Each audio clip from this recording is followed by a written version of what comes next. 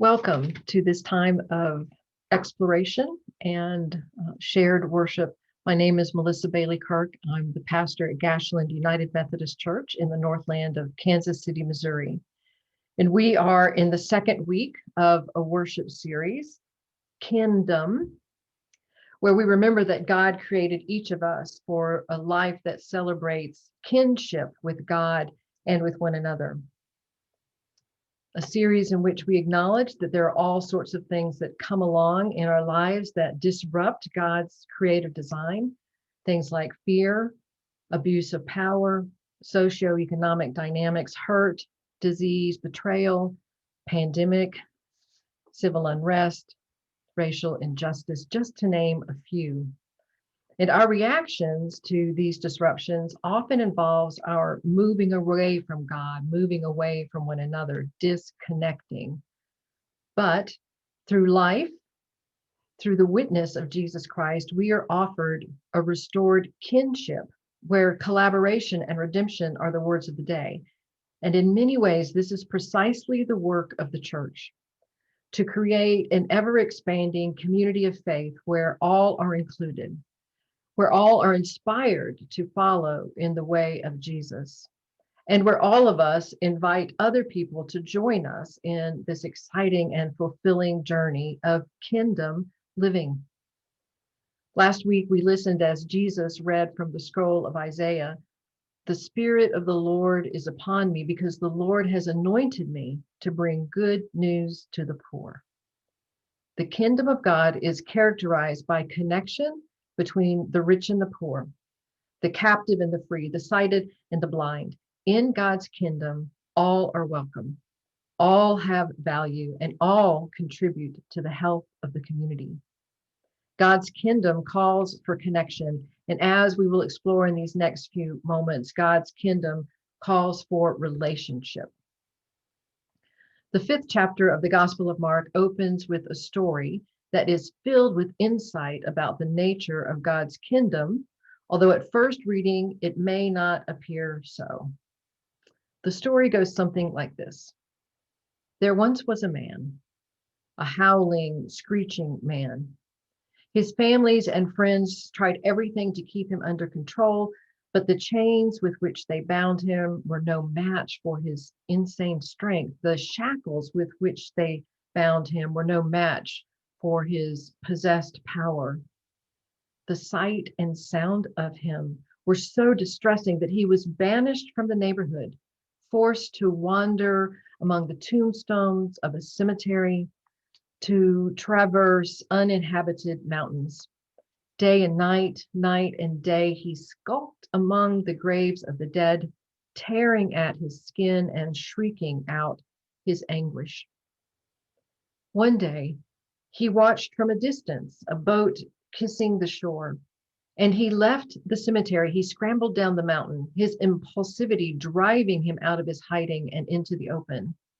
There at the beach's edge, a man stepped out of the boat and turned toward him, and he raised his hand first to block the glare of the sun and then to point at the man as he shouted, "Leave him alone. Get out, you unclean spirit." The man skidded to a stop and fell to his knees, his body shuddering in fear and awe. Somehow, without even thinking, he knew whose finger was pointing. He knew it was Jesus.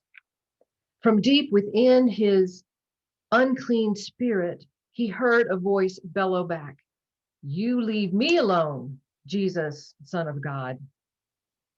This Jesus, Son of God, did not tremble at the voice or back away from the man's ravaged body. He did not call his companions to bind him with ropes from their boat. Rather, he stood before him and asked him a question. "What is your name?" No one had asked the man this question in a very, very long time. People called him crazy. They called him untouchable. They called him demonic, but they never asked his name anymore. And the man didn't have an answer. The name given to him by his mother, long forgotten. When he opened his mouth to speak, it was not his voice that answered, but the voice of his disease, his tormentor. My name is Legion. We are many. We know who you are and what you can do. If we must leave this man, do not leave us to wander. Send us into that herd of pigs. By this time, a small crowd had gathered. The swineherds with their pigs watched from atop a small hill. Beachcombers paused, careful to maintain their distance between both the man and Jesus, Son of God. They listened to the conversation, curious, and they watched in disbelief as the pigs began to squeal, disoriented, racing to and fro before rolling down the hill into the sea. They watched the man's body begin to shake, his arms spread out and his face lifted up. They watched as his muscles and his mind were released from the grip of that which had possessed him, tormented him, controlled him. And the man stood up, his eyes as clear as his mind, eyes held in love by the eyes of Jesus, Son of God. A smile tugged at the corner of the man's mouth when Jesus asked him again, "What is your name?" And the man heard his own voice responding, "Redeemed. My name is Redeemed." Those who had gathered to watch missed this little bit of exchange, their minds churning as violently as the swine tossed sea.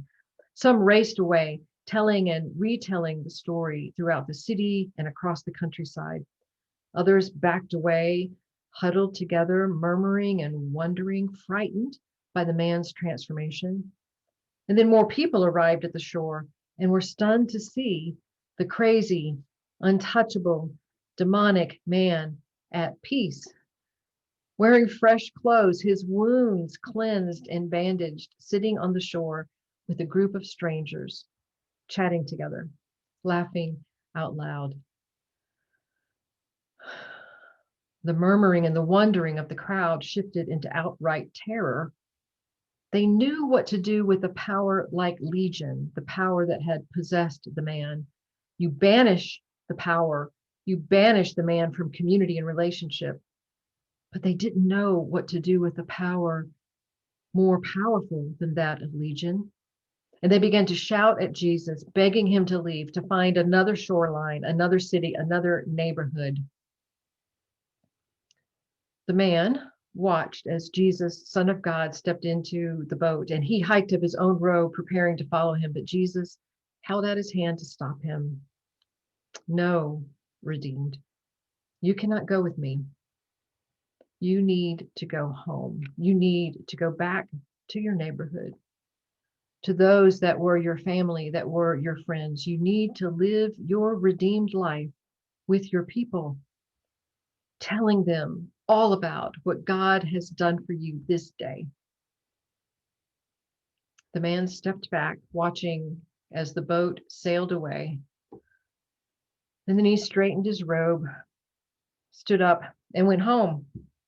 He told the story to anyone who would listen and to several who had no interest in listening. No longer existing among the dead, but thriving among the living. He preached as Jesus, Son of God, had commanded. He preached in his community, and his preaching expanded, moving into the 10 cities that surrounded his own. And all who were able to hear the story of the redeemed were amazed. This brief encounter from the Gospel of Mark describes God's vision for kinship.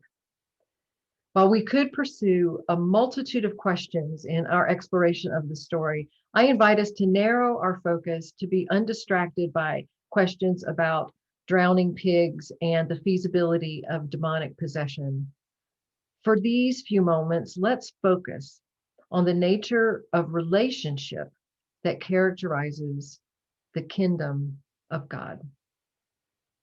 For truly, whether the man was possessed by thousands of demons or was in the grip of one or more mental illnesses, his community, his kin, dealt with his possession and their discomfort with what they could not control or understand by segregating him by ostracizing him. Their relationship with the man was limited by their inability to see him. They only saw his disease, the sight of which was too distressing, and so they abandoned any semblance of kinship with the man. They shunned him. Jesus, however, looked beyond the man's damaged skin. He listened beyond his howling pain, and he saw him.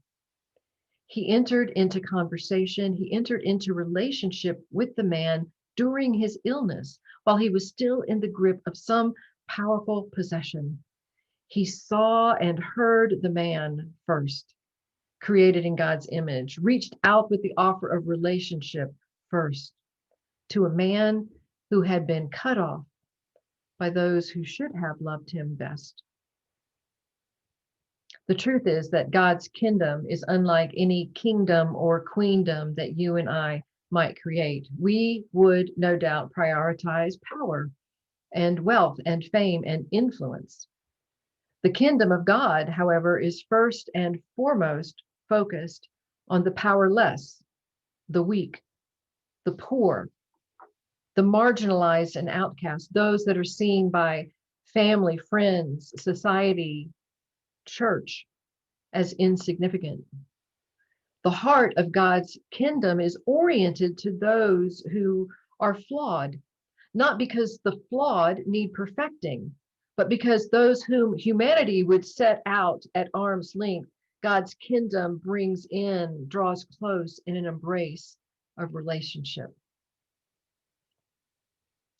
We don't have to work very hard to see ourselves in this story from Mark 5, because we are both the man, possessed and ostracized, and we are the community, fearful and ostracizing. Many of us live with conditions that from time to time disrupt our capacity to live well, be it a mental or physical illness, trauma or emotional distress, depression or anxiety, phobia or compulsion, disorder or disease. And when these things grab a hold of us, we find ourselves saying and doing frightening things. Our friends and our family may avoid us, unable to see beyond our dis-ease to the core nature of one who carries the image of God within. Our friends and family may be even unwilling to learn about what plagues us, for to do so might make them vulnerable or susceptible. We are the man, though we may not be howling or screeching, we are the man. And our first step toward healing is to leave our various cemeteries and hidden hillsides and move toward help. In this narrative from Mark, Jesus, Son of God, is the one who had everything that was needed to help this man begin his journey into wholeness. In our own lives, we too would do well to move toward Jesus without shame, without embarrassment, trusting in his capacity, his nature to see beyond what imprisons us to our truest God-breathed selves. We would do well to accept the kinship Jesus offers and allow it to give us the courage we need to then move toward the professionals through whom Jesus heals. Licensed mental health professionals, physicians, spiritual directors, addiction counselors, family therapists, pastors, good, trusted friends.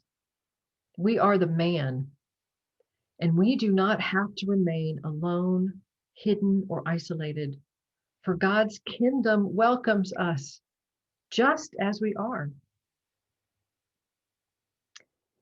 And we are also the man's community.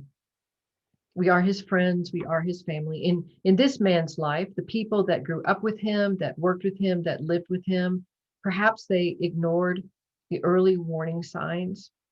And when his disease, when his possession, when it overtook him, they turned away from him. They couldn't bear to see his torment, so they sent him away. He was their kin until he stopped looking and acting like himself And then he needed to be invisible. The community, as much as the man, was possessed by fear and ignorance, a possession that drove them to do harm to the man and to the community that they imagined they were protecting. How often do we, in our own lives and relationships, refuse to see what is right in front of us? The signs of another's distress, the sounds of another's anguish. How often do we refuse to hear someone's cries for help or refuse to listen to the story of someone's suffering? How often do we minimize another's struggle with mental illness, addiction, spiritual angst, physical disease, and suffering? We are also the man's community, ostracizing those whose discomfort discomforts us in the grips of our own fear and ignorance. Can you imagine how hard it was for the man to hear Jesus's goodbye to him? Of course, he wanted to join Jesus and his companions. This was the one who had seen him, who welcomed him, who put him on the path to healing. The last place the man would have wanted to go was back to the old neighborhood, to the people who had cut him out of their lives. But Jesus knew that the man was not the only person in need of healing that day. He knew that the community had actually fractured itself when they cast the man away. Jesus knew that kinship needed to be restored, that relationships needed to be made whole. Through Jesus, Son of God, the kingdom of God is revealed. In that which we most fear, be it a disease of our own or the disease of another, that which we most fear is transformed, begins to heal, and is returned to its God-created place of kinship in the community. That which we most fear is transformed, restored to its relationship and community as it travels the journey toward healing. I don't know what torments you these days, but I imagine that you, like me, do find yourself, at least from time to time, in the grip of something that feels beyond your control. Perhaps there is guilt from something in your past, or you're at a place where you're not able to do what you want to do. Maybe it's fear of the future or insensible rage. It may be that you have set someone adrift who needs your kinship, and you're afraid to learn what you need to learn in order to welcome them back. The reality of God's kingdom reaches out to you right now, in this moment, seeing you, knowing you through and through, reaches out to you and extends itself to you in healing relationship. May you leave the tombs and hidden hillsides to kneel before Jesus. May you leave your comfortable and safe places to welcome those we have marginalized. May you allow the loving eyes of God to see you through and through, the power of Jesus to welcome you just as you are, and the presence of God's Spirit to encourage you and uphold you through the hard, rewarding work of healing. Peace and all good.